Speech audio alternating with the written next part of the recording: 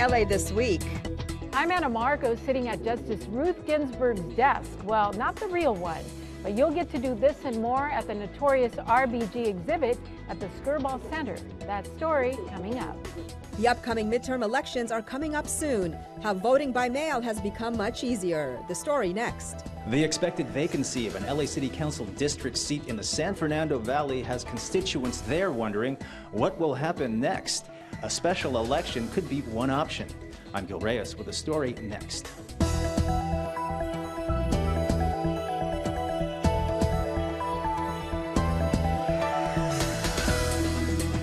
Hey everyone, I'm Yana Kay. Here's what's happening in LA this week.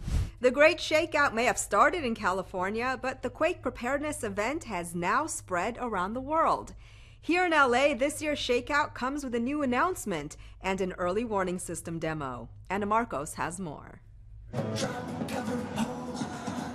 Yep, no better way to get the message across of drop, cover, and hold on than a flash mob of kids showing what to do when a quake hits.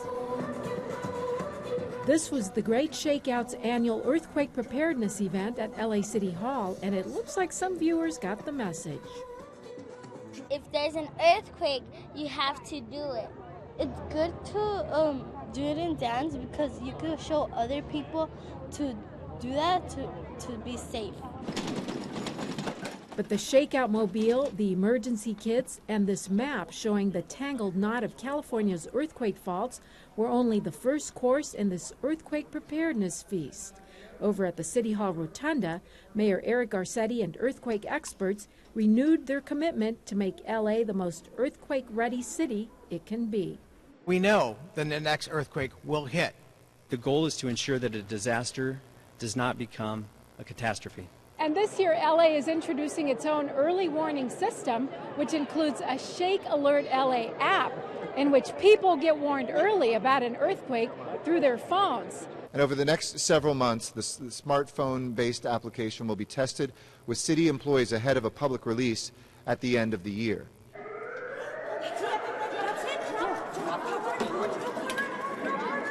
City leaders then showed off another component of their early warning alert system with help from the children. The city has also teamed up with the U.S. Geological Survey and our own Information Technology Agency to program early warning alerts on City Hall elevators, at port, and in firehouses. There's sensors in the ground up and down the coast of the United States, and these sensors detect an earthquake as it begins. And we're able to send a signal, in this case to a public announcement system, but soon to your cell phone, that will let you know an earthquake's coming and how strong that earthquake will be where you're at. You can use it to stop trains so they don't derail, to move elevators to the nearest floor so you don't get trapped. Shakeout started in California in 2008 as a one-time event, but then people from other places said, hey, we want to do this too. 60 million people worldwide now take part in the Great Shakeout, practicing drop, cover, and hold on. But it's just as important to retrofit and make your home quake-proof, create a family disaster plan, have emergency supplies, and plan ahead for how you will recover. For more information on earthquake preparedness, visit readyla.org or shakeout.org. Well, speaking of shakeups, Valley Council member Mitchell Englander has decided to step down from office with 2 years left in his term.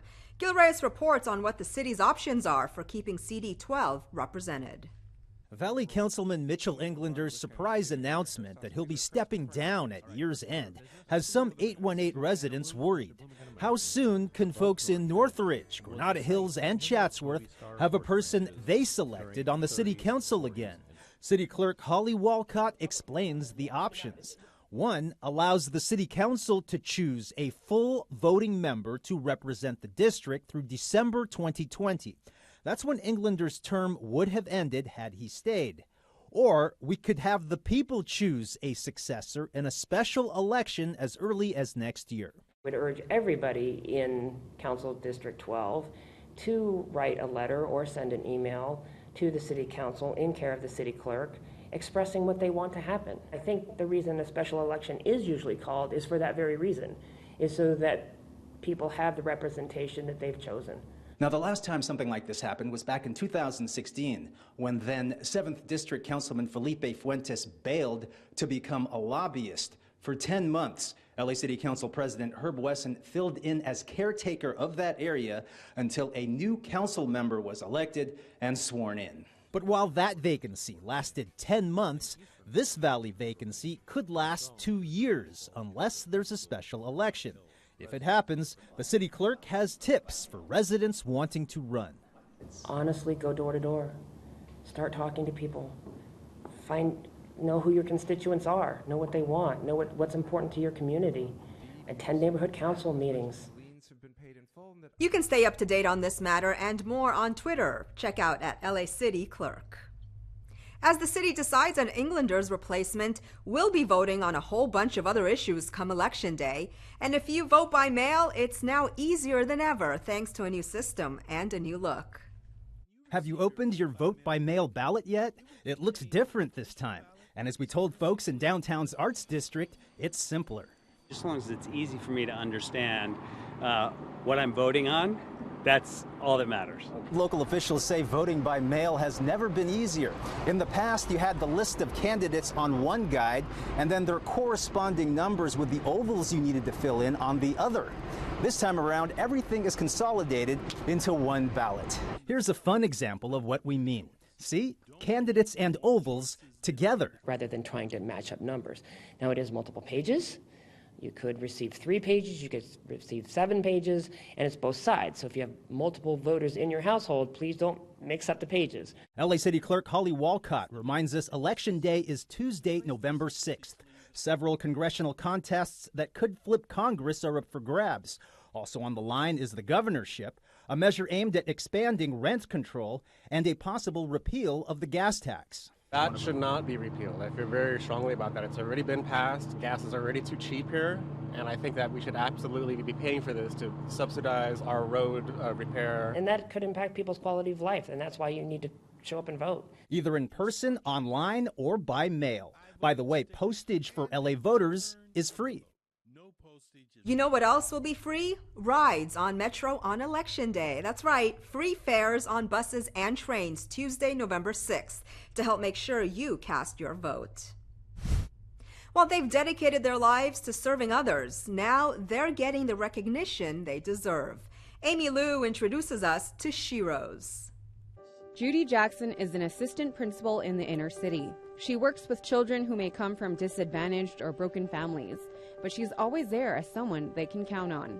When I see kids who come to school who don't have the clothing, they need that someone in their lives just to change them, to ensure them you too can make it. When they told me I was going to be a Shero, I cried. Jackson is one of 15 SHeroes honored at the 11th Annual Awards at the Radisson Hotel in downtown. Coworkers, neighbors, and friends nominated the women. The event is put on by Council Member Curran Price.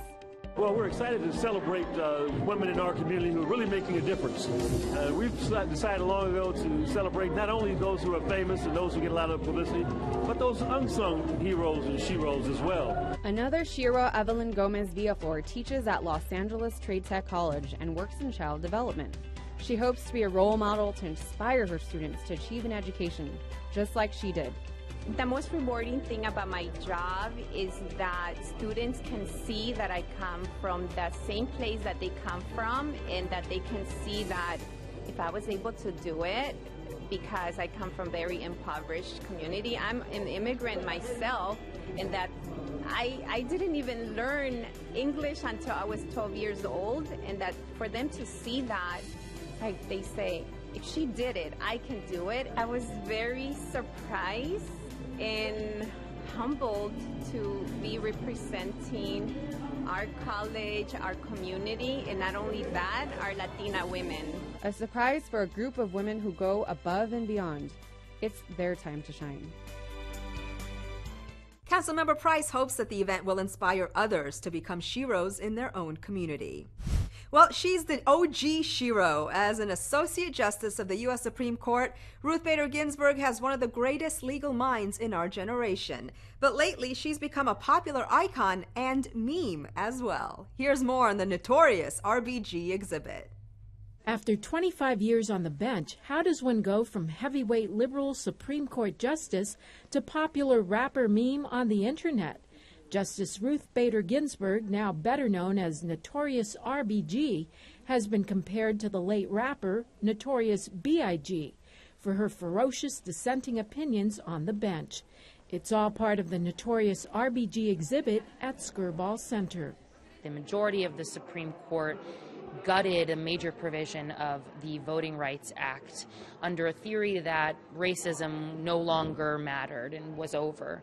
Justice Ginsburg dissented in that opinion. I created this tribute to her. I think she's really worked so hard her entire career to see a world that is more equal, that is more just. The Notorious RBG meme went viral, which led to a book by its two authors and then the exhibit.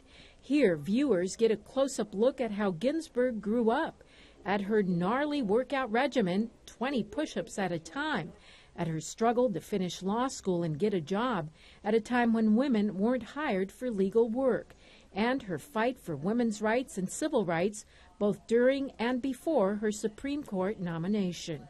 Before Ruth Bader Ginsburg became the co-founder of the ACLU Women's Rights Project and brought cases to the Supreme Court, it was completely legal for the federal government to discriminate against women. And by the time she was done, the Constitution considered women as equal people. The exhibit is full of immersive environments like this one, where you can actually try on a robe similar to what Justice Ginsburg would wear, and she has a signature move. She wears these jabots or collars depending on whether she has a dissenting or a majority opinion, and this is her dissent collar. And voila, you too can become a Supreme Court justice for a moment.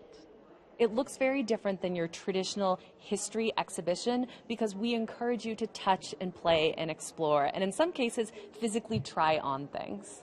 And tributes, so many tributes to Notorious RBG, even those that come from the skin of people's cheeks. It's a tribute to the justice made with my own skin, my own cheek skin that I source from the inside of my mouth based on nervous cheek biting habit. And I make an image with the skin pigmented with tattoo inks. As for her private life, she had a lifelong love affair with her husband, Marty, who died in 2010. They were partners in life. He wanted Ruth to be able to pursue her dreams and her goals. And Ginsburg has done just that as she continues to fight for equal rights for everyone. As for her rapper, Notorious RBG rep, she's grown to laugh and like it. The exhibit will be at Skirball Center until March of 2019. Well, it was a stand against sexual harassment and assault as hundreds took to the streets in downtown LA demanding respect for all women, no matter what kinds of clothes they wear.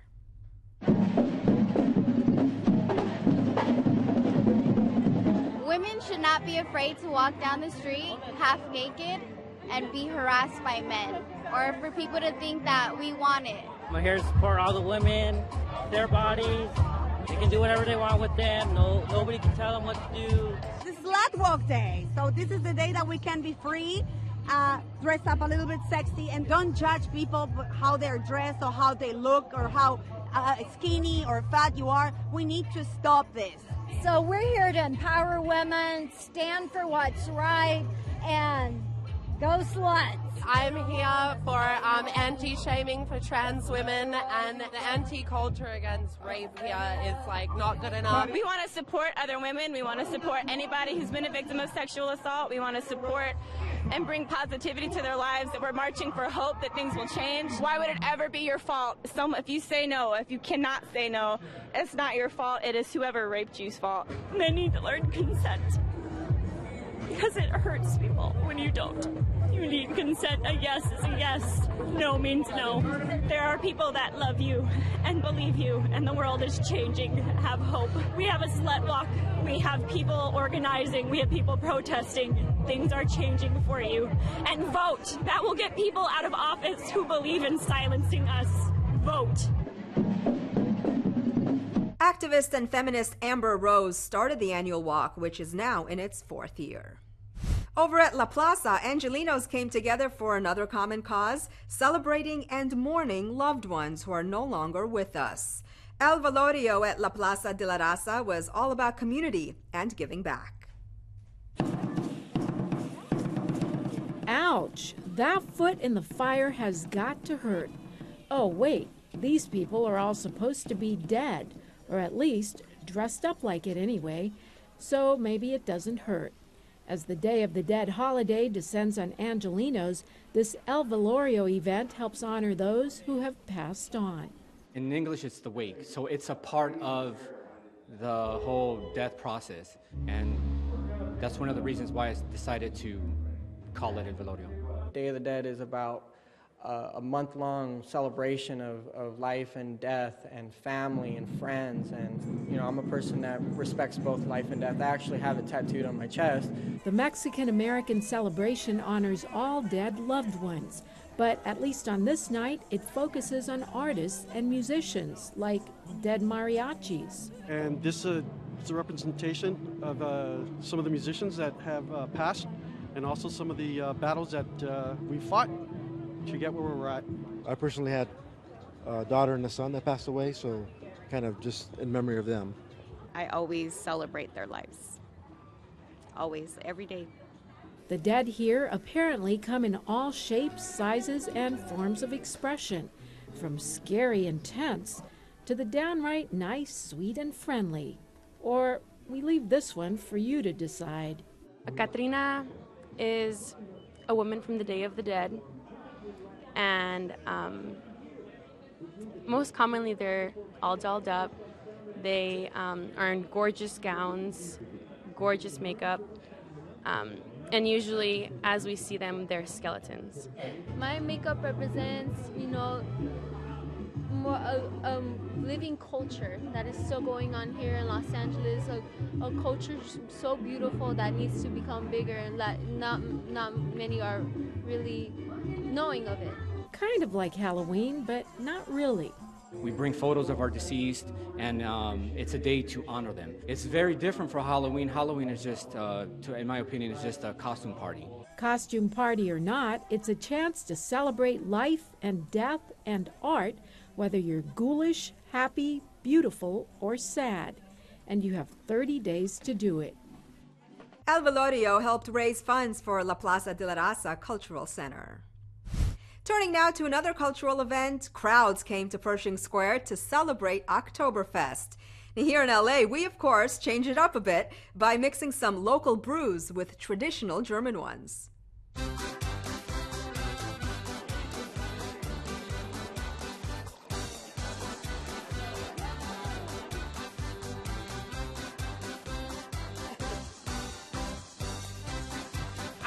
I've been to Munich, Germany to Oktoberfest 3 times, and I always wondered why LA didn't have one, an outdoor, really outdoor Oktoberfest.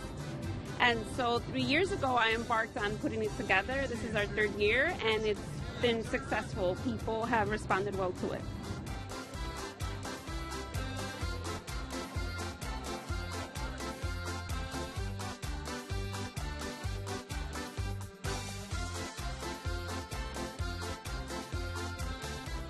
I think it's a cultural event more than anything, because besides beer, you get to enjoy food from Germany, clothing from Germany, music from Germany. That's pretty fantastic.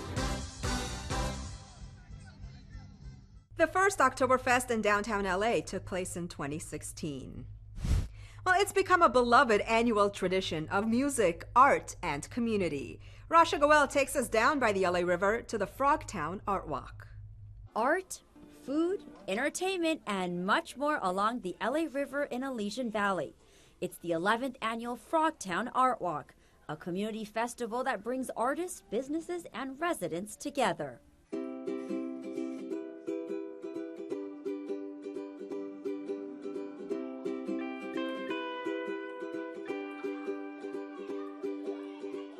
Frogtown Art Walk is held every other year. Residents say they enjoy being able to come out and celebrate the creativity in the neighborhood. I'm very happy because it's gonna make get people out and be more cultural, and we meet the neighbors and see people. Residents get to connect with nature and art, while artists are excited to share their work. Frogtown's going through a lot of changes and interesting ones. I think we're in a very interesting point in time where many communities are sort of merging here. The name Frogtown comes from the frogs that used to emerge from the grassy banks, and it was later adopted by local gangs to keep most locals and artists away. But things have changed over the past few years, where now a thriving creative community has blossomed. I would have never thought it would have been like this. Never would have thought. 20, 30 years ago, growing up, this was all commercial business, and we never thought it would come down to gentrification. It's a lot different than it was. Night installations also illuminated the streets. Frogtown has become a place for many artists where they are able to fuel their creative process.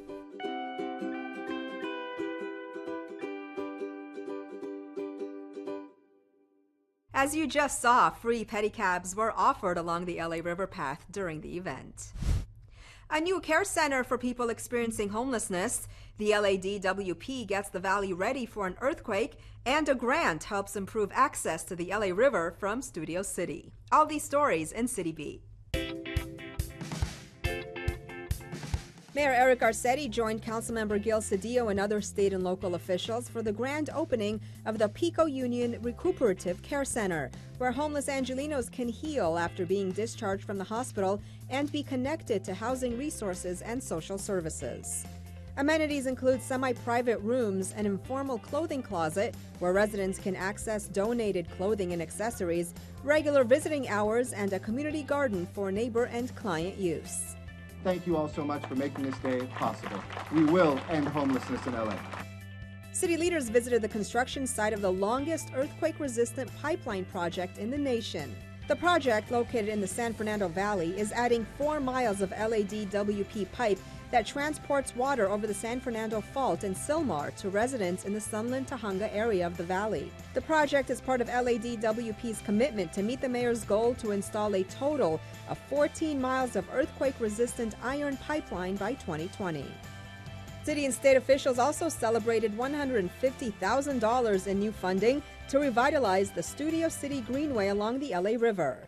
The grant from the Santa Monica Mountains Conservancy and awarded to the City of Los Angeles will go toward improving bike and pedestrian access points, restoring the landscaping, and enhancing public health and safety along the Greenway from Whitsett Avenue to Laurel Canyon Boulevard.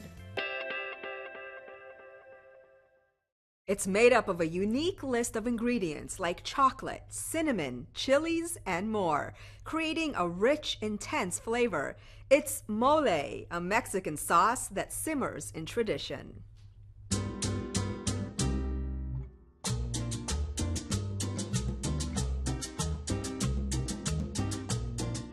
Here we are at the Feria de los Moles in Grant Park in downtown Los Angeles. This is the 11th annual Feria that we have.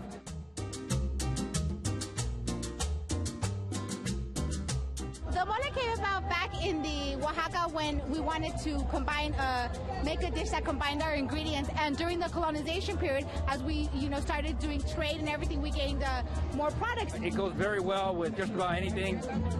I've had it for many years, and I enjoy it to this day. 11 years ago, these small group of people came to my office from Puebla. They said they wanted to start a Feria de los Moles so that people in Los Angeles could taste the great mole from that was founded or first created in the city of Puebla, Mexico.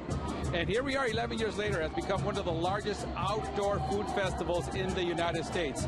But I think what's made it so popular is that not only is mole delicious, it's a sauce that's created with different ingredients like chocolate and cinnamon and all kinds of great stuff. But also it's so popular because people want to come together and simply celebrate culture. And this is a great example of what happens when people in Los Angeles are working with the Mexican government to continue to make this a great event. And each year it gets bigger and bigger, more music, more food, more fun, and it's just a great thing to see. Celebrate Dia de los Muertos in Pacoima, fall into fun at the Griffith Park Harvest Festival, and see a downtown LA landmark light up with music. All this in this week's Things to Do. Councilwoman Monica Rodriguez invites you for Dia de los Muertos Music and Arts Festival in Pacoima. The two-day street festival along Van Nuys Boulevard will feature Latino artists and entertainers, tasty food, contests, and community vendors. You don't want to miss out on this fun and free event for all ages in LA. The festival takes place November 3rd and 4th at 12 p.m. at the Pacoima City Hall, located at 13520 Van Nuys Boulevard. Fall into fun at the Griffith Park Harvest Festival. Celebrate the changing seasons with the second annual Harvest Festival in Griffith Park. Join in for live music, food, local craft, beer, games, climbing wall, and other fun autumn activities. Co-hosted by the Los Angeles Parks Foundation and the City of Los Angeles Department of Recreation and Parks. The festival takes place Sunday, November 4th from 12 to 4 p.m. at 4730 Crystal Springs Drive. The Triforium in downtown LA lives again. Its original light and sound programs, rescued from dusty 8-bit paper tapes and transcoded into modern software, will return, reacting in real time to live musical performances. For the first time in decades, Angelenos will have an opportunity to experience the Triforium as it was meant to be experienced. See it in action on Friday, November 2nd in downtown LA. And that's a look at some things to do. Well, that's going to do it for this edition. I'm Yana Kay. From all of us here at LA This Week, thanks for joining us. A reminder that you can catch us online at lacitybeat.org and check out our newest social media videos, LA This Minute. We'll see you back here next week for more of LA This Week.